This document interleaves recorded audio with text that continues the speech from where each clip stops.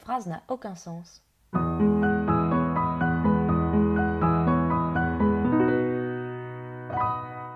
Avertissement de contenu. Cette vidéo parle de validisme, de violence médicale et brièvement du décès de Naomi Musenga. Bonjour et bienvenue sur ma chaîne, Sage Paradoxae, et aujourd'hui on va parler de pourquoi certaines personnes pensent que le lactose cause l'autisme ou en tout cas aggrave l'autisme chez certains enfants. Parce que non, c'est pas le cas, je vous mettrai quelques liens dans la description, mais c'est quand même intéressant de se demander pourquoi des gens pensent ça, parce que c'est un très bon exemple de comment la vision que les soignants et les parents notamment ont de l'autisme limite l'accès aux soins des personnes autistes. L'histoire donc, c'est qu'il y a des parents et des soignants qui se sont rendu compte que quand certains enfants autistes mangeaient du lactose, ils faisaient plus de crises que quand ils n'en mangeaient pas. Et elles en sont donc arrivées à la conclusion suivante: le lactose augmente les symptômes de l'autisme chez ces enfants. Et il y aurait donc probablement un lien entre le lactose et l'autisme. Là, vous êtes peut-être en train de vous dire que c'est pas si con comme raisonnement, et après tout, pourquoi pas. Maintenant, je vais vous poser une question. Si un enfant aliste, un enfant qui n'est pas autiste, pleure quand il mange du lactose, qu'est-ce que vous en déduisez ?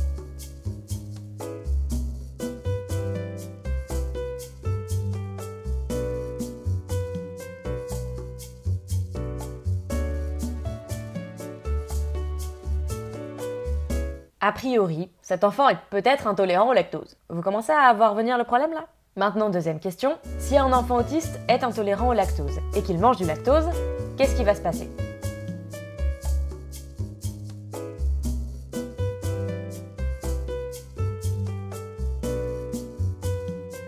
Il va probablement faire une crise. Et c'est ça, tout le cœur du problème. Quand un enfant aliste pleure, on va se dire il exprime de la détresse ou de la souffrance. Quand un enfant autiste pleure, on va se dire que c'est une crise d'autisme et pas essayer de lier ça à sa situation ou à quelque chose qui lui arrive. On considère que le fait de pleurer, de crier, de se frapper, d'être mutique, par exemple, chez les personnes autistes, c'est un symptôme d'autisme en soi. Que c'est quelque chose qu'on fait parce qu'on est autiste, et c'est tout. Et c'est faux en fait. C'est un moyen de communiquer, de gérer la peur, la douleur, la détresse, etc. Et pourtant, les personnes alistes peuvent faire la même chose. Les personnes alistes, les personnes qui ne sont pas autistes, quand elles ont mal, quand elles ont peur, elles aussi, elles peuvent pleurer, elles aussi, elles peuvent crier, elles aussi, elles peuvent avoir du mal à parler. Mais si une personne aliste tombe au sol et se met à crier, on va se dire cette personne, elle va vraiment pas bien, elle a besoin d'aide, il faut qu'on comprenne ce qui lui arrive. Alors que si une personne autiste a le même comportement, on va penser qu'elle a une crise d'autisme, sans se demander si elle est blessée ou s'il vient de lui arriver quelque chose de grave, par exemple. Et ça, c'est un très grave problème parce que concrètement, ça veut dire qu'une personne autiste ne peut pas exprimer quand elle est en danger ou en souffrance, puisque l'expression de sa souffrance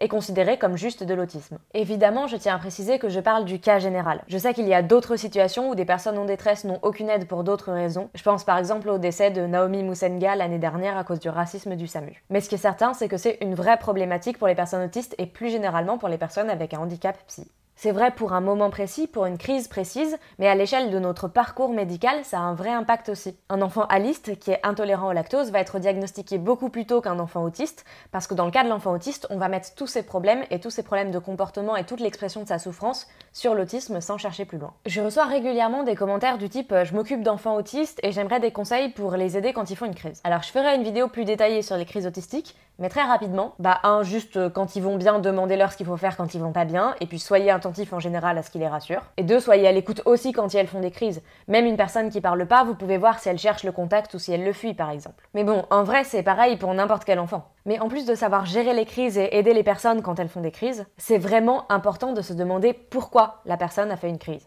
Ne vous dites surtout pas que les crises des personnes autistes, c'est une espèce de fatalité qui arrive parce qu'on est autiste et à laquelle on ne peut rien. C'est faux. Évidemment, ça sera probablement pas possible d'éviter toutes les crises. Il y en aura, c'est sûr, c'est vrai. Comme tout le monde, ça nous arrive dans la vie de passer des mauvais moments et on peut pas complètement empêcher ça. Mais si un enfant fait une crise à chaque fois qu'il mange quelque chose de particulier, qu'il voit quelqu'un de particulier, qu'il doit aller dans un lieu en particulier, demandez-vous pourquoi.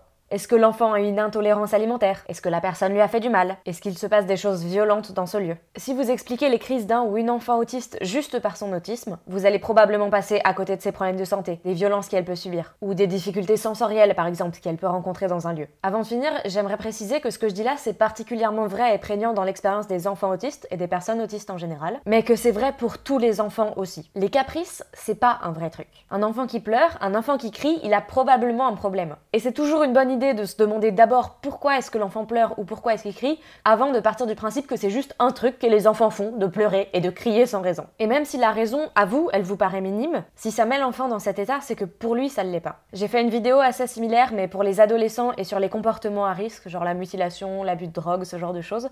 Je vous la mettrai dans le i là-haut si ça vous intéresse. Bref, la conclusion de tout ça, c'est que dans le cas des enfants autistes, mais plus globalement dans le cas de tous les enfants et même de tous les gens, si quelqu'un exprime de la détresse, partez du principe qu'il est en détresse. Vous dites pas juste « c'est probablement dans sa nature de faire ça sans aucune raison ». La majorité du temps, vous aurez raison.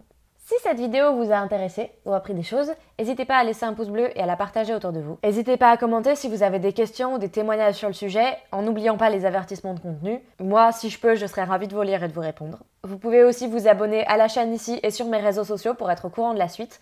Par ailleurs, faire des vidéos comme celle-ci, c'est mon métier. Donc si elles vous sont utiles, pensez à passer sur mon Utip qui va s'afficher ici normalement, sauf si vous êtes sur un téléphone, auquel cas le lien est dans la description. Vous pouvez m'y soutenir gratuitement en regardant une pub, faire un don ou visiter ma boutique. Et ça me permet de manger, donc c'est cool.